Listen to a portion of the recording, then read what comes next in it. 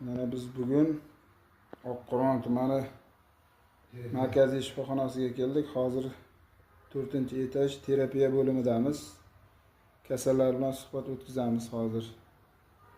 Ular to'rtalasi ham hozir reanimatsiyadan chiqqan bemorlar.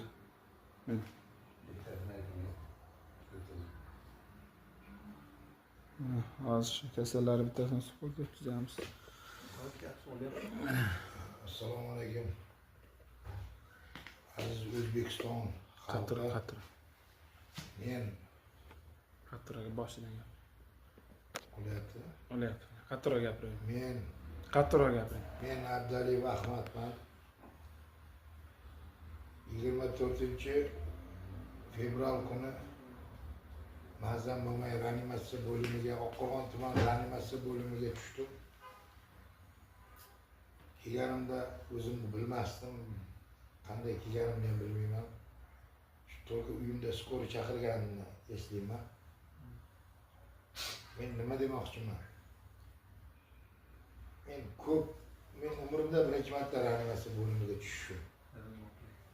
Men lekin ko'p ko'chada eshitardim, u uyda, bu uyda, doktor unaqa, doktor bunaqa deb ko'p eshitganman, lekin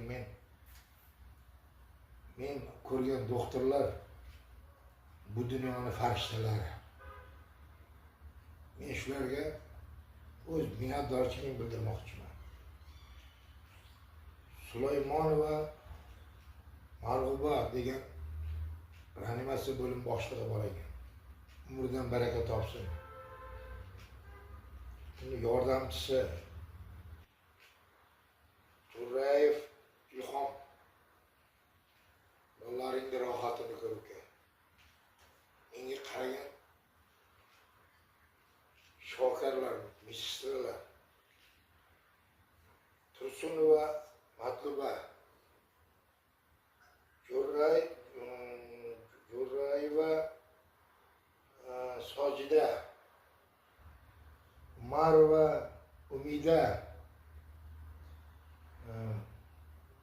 Ulimboyeva Muyassar. Musulmonqulova Kamola qizim. Murodova Sevara.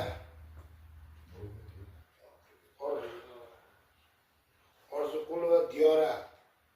Sizlardan men ming minnatdorman. Dunyo turgancha turing.